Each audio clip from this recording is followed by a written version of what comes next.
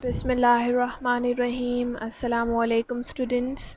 हमारा second semester complete हो चुका है और आपकी तरफ से बहुत ही अच्छा रिस्पांस आया है। कंप्यूटर के सब्जेक्ट में आपने काम भी अपना प्रॉपरली सेंड किया है, आपने जून वर्क भी अच्छे से कंप्लीट किया है। So it is highly appreciated. Next अब हम थर्ड सेमेस्टर स्टार्ट करने लगे हैं। थर्ड सेमेस्टर में जो हमने चैप्टर स्टार्ट करना है, it is given on your Paramount computer, page number 52. On page number 52, chapter 5, managing databases is given.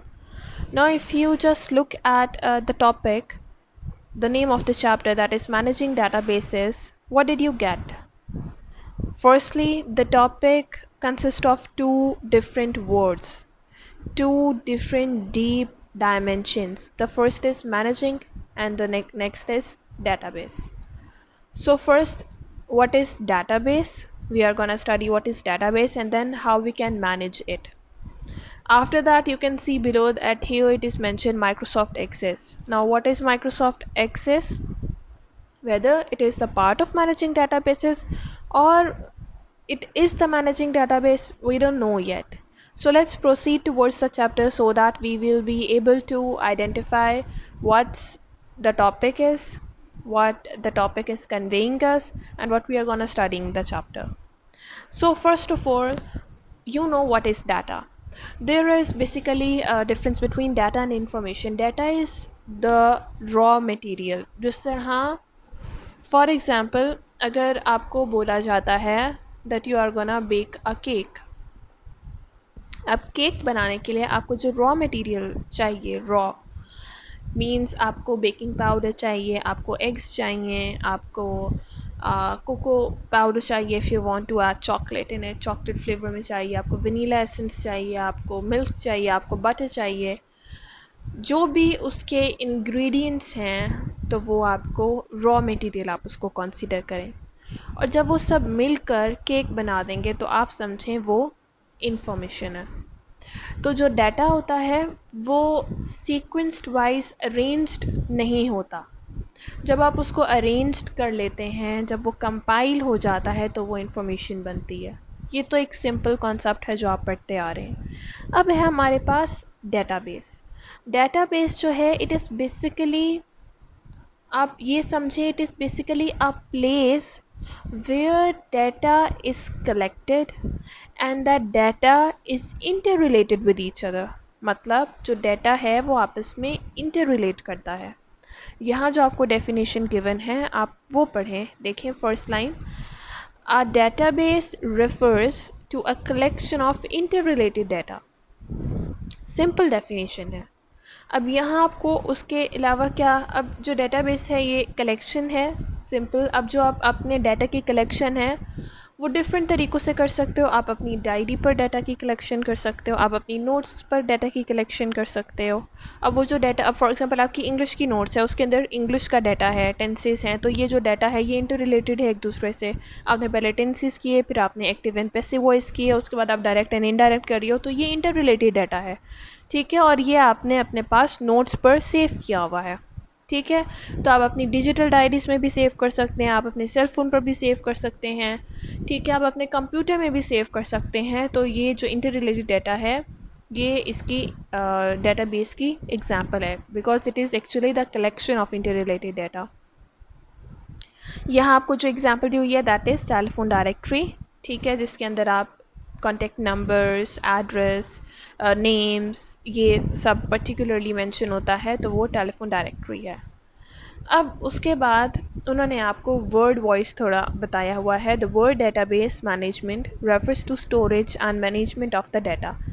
Now database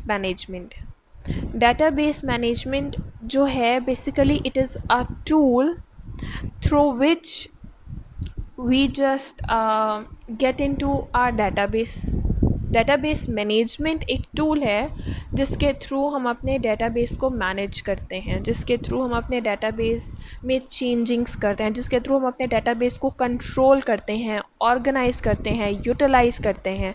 ये एक टूल है।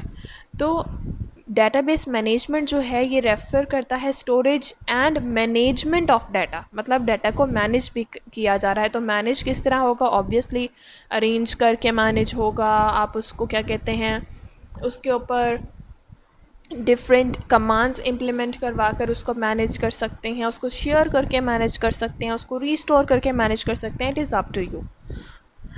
आगे आपको गिवन है in computer databases are maintained with the help of database management system software. Now database management system जो है it is a software. आपको पता है कि जब आप कंप्यूटर यूज़ करते हैं तो कंप्यूटर के एक एक पार्ट को चलाने के लिए उसके अंदर हम सॉफ्टवेयर इंस्टॉल करते हैं। मैंने आपको आपके पिछले सेमेस्टर में ये एग्जांपल दी थी कि जब आपके पास एक नया पीसी है, आप उसमें विंडोज़ इंस्टॉल कर लेते हैं, तो फिर जब आप जब उसके अंदर कोई म्यूज़िक ऑन करेंगे, कोई ड्रामा देखने की कोशिश करेंगे, तो आपको उसकी आवाज़ नहीं आएगी, बिकॉज सबसे पहले आपने क्या करना होता है, उसका सॉफ्टवेयर इंस्टॉल करना होता है जिसको हम ड्राइवर कहते हैं। साउंड ड्राइवर इंस्टॉल होगा, उसके बाद ही आप सिस्टम से आवाज़ सुन सकते हैं। तो ये एक सॉफ्टवेयर है जो चीज़ों को इन वर्किंग में लाती है। तो अब ये जो डेटाबेस मैनेजमेंट सिस्टम है ये एक कंप्यूटर का सॉफ्टवेयर है जिसके थ्रू हम अपने डेटाबेस को मैनेज करते हैं। अब ये कौन कौन से फंक्शंस परफॉर्म करता है। Database software allows you to store and organise collection of data on one or more related subjects.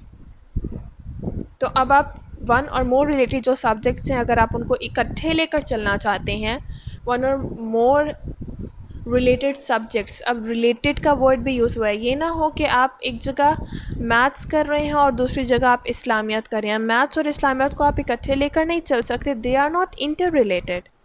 तो वो चीज़, वो सब्जेक्ट, वो एक इंफॉर्मेशन जो कि आपस में इंटर रिलेटेड हो, वो हम कलेक्ट करते हैं, उसको हम डेटाबेस करते हैं और उसको मैनेज करने के लिए कंप्यूटर में जो हम सॉफ्टवेयर यूज़ करते हैं that is known as database management system software. अब यहाँ आपको कुछ एग्जांपल्स भी दिए हुए हैं सॉफ्टवेयर्स की। FoxPro, database 3+, Oracle, Microsoft Access, और जो इस चैप्टर में हमने जिस सॉफ्टवेयर को डिस्कस करना है दैट इज़ माइक्रोसॉफ्ट एक्सेस। मैं आपको उसका एक व्यू दिखा देती हूँ, जस्ट अ मिनट।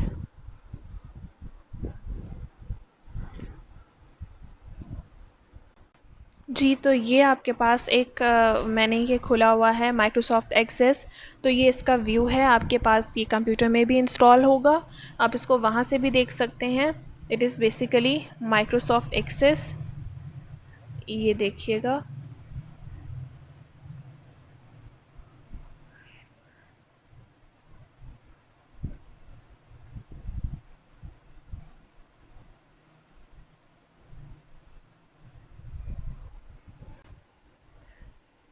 तो ये सिंपल जो है ये आपके पास माइक्रोसॉफ्ट एक्सेस का व्यू मैंने आपको दिखा दिया है जो इस टाइम मेरे पास लैपटॉप में अवेलेबल है। ये एक ऐसा सॉफ्टवेयर है जिसको आप डेटाबेस के लिए यूज़ कर सकते हैं। एक और चीज़ मैं आपको इसकी शो करती हूँ। अगर आप इसकी हेडिंग देखें तो ये डेटाबेस, आप जब इसकी फ़ाइल को सेव करने लगेंगे तो ये आपको हमेशा डेटाबेस के ही नेम से फ़ाइल सेव करने का ऑप्शन शो करेगा और उसके बाद कुछ और। तो दिस इज़ हाउ ये डेटाबेस जो सॉफ्टवेयर है ये वर्क किस तरह करता है, हम इसको फिर फर्दर डील करेंगे। नाउ इट्स टाइम फॉर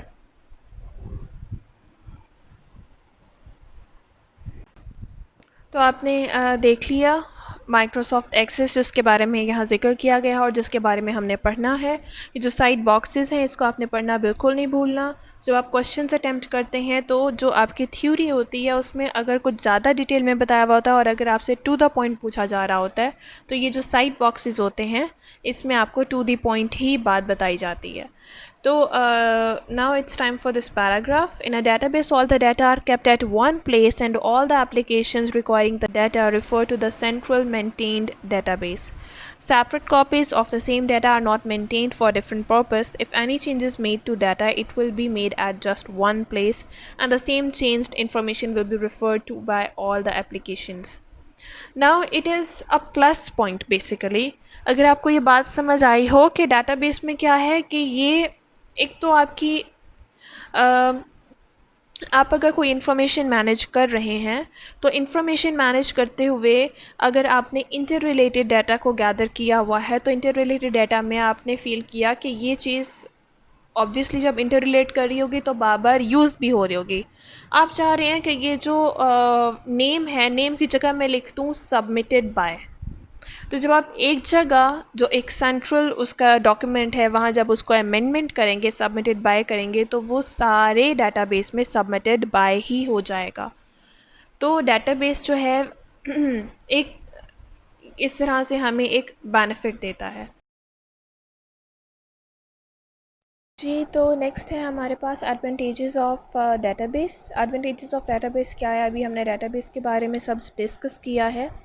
तो एडवांटेज ऑफ डेटाबेस में सबसे पहली और जो मेजर एडवांटेज है that is data redundancy. It means कि ये मल्टीपल कॉपीज़ नहीं क्रिएट कर लेता डाटा की. मतलब अगर एक चीज़ आपके डाटाबेस में अवेलेबल है, for example height of a boy 5'8" available है, कोई किसी भी हम डाटा ले लेते हैं, Ahmed height is 5 feet and 8 inches. तो अब अहमद के रिलेटेड जितनी भी इंफॉर्मेशन है अगर उसमें ये हाइट का बार बार जिक्र आ रहा है तो ये मल्टीपल कॉपी हो रही है उसकी. तो ये मल्टीपल कॉपी जो है इसको रिड्यूस करता है डाटाबेस. दूसरा इसका पॉइंट है कि ये इनकंसिस्टेंसी को कंट्रोल करता है, मिनिमाइज करता है. अच्छा, अब इनकंसिस्टेंसी क्या है? इनकंसिस्टेंसी होती है कि डिफरेंट डेटाबेसेस में डिफरेंट इंफॉर्मेशन एक ही ऑब्जेक्ट के बारे में मौजूद होना. इनकंसिस्टेंसी का मतलब है डिफरेंट डेटाबेसेस में different files may contain different information of a particular objects. ये बेसिकली इसमें बोला जा रहा है. तो अब जब डिफरेंट फाइल्स में डिफरेंट इंफॉर्मेशन होगी एक ही ऑब्जेक्ट के बारे में तो ये इनकंसिस्टेंसी है, कंसिस्टेंसी नहीं है इसमें.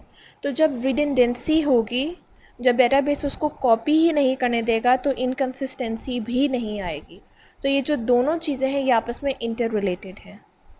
दूसरी बात आपके पास है फैसिलिटेट शेयरिंग ऑफ डाटा. अब ये जो डाटा है मैं आपको एक बहुत स्मॉल स्केल पर बता रही हूँ कि किस तरह का डाटा हो सकता है. ये बेसिकली जिस तरह आपका एक बिज़नेस है उसकी पूरी समरी, उसकी पूरी report, income statement, balance sheet, ये जो चीज़ें हैं ये एक बिज़नेस का एसेट होती हैं, बिज़नेस के लिए बहुत ज़रूरी होती हैं. ये जो चीज़ें हैं बिज़नेस यूजुअली जो है ये किसी के सामने ओपन नहीं करता क्योंकि इसी से वो अपने प्रॉफिट लॉस और सारी चीज़ें डिफ़ाइन कर रहा होता है. बैंक है, स्कूल है, तो कुछ इस तरह की सीक्रेटिव इंफॉर्मेशन होती है. तो ये जो डेटाबेस है ये आपको एक तो फाइल शेयरिंग की भी आपको ऑप्शन देता है कि आप अपना डाटा शेयर कर सकें. दूसरा ये कि सिक्योरिटी भी मेंटेन करता है. सिक्योरिटी को इंश्योर किस तरह करता है कि आप उसके अंदर लॉगिन हो जाएं, ऑथराइज यूज़र होगा, उसके पास पासवर्ड होगा, उसका पर्टिकुलर आईडी होगा तो ही वो एंटर कर सकता है, इसमें इंफॉर्मेशन को एक्सेस कर सकता है, अदरवाइज़ नहीं कर सकता. Help to enforce standards. अब जब ये सारी चीज़ें आपने सुनी होंगी कि ये सब वो प्रोवाइड कर रहा है तो obviously it is maintaining a standard कि स्टैंडर्ड इंफॉर्मेशन को आप उसको सिक्योरिटी भी प्रोवाइड कर रहे हो, इनकंसिस्टेंसी भी नहीं है, रिडंडेंसी भी नहीं है और शेयरिंग भी हो रही है. So it is also enforcing the standards. आज के लिए इतना ही था हमारा. अगर आप अपनी एक्सरसाइज को देखेंगे तो your exercise is on page number 62. Question number 1 का पार्ट ए है आपके पास. What is a database? Mention some advantages of using database. अब जो डेटाबेस है आपने इसकी जो डेफिनेशन है 1 लाइन की आपने वो लिखनी है और उसके बाद ये जो एडवांटेजेस हैं आपके सामने खुले हुए हैं ये थोड़े लॉन्ग पॉइंट्स हैं, टू अ लार्ज एक्सटेंट की ऐड हुआ है, आप ये वाले एडवांटेजेस अपनी नोटबुक पर लिख सकते हैं, तो ये आपका क्वेश्चन नंबर 1 का आंसर हो जाएगा। आई होप आपको आज का लेक्चर समझ आ गया होगा। बाकी अपना ख्याल रखिएगा, take care of your self as well as your family. Allah हाफिज़।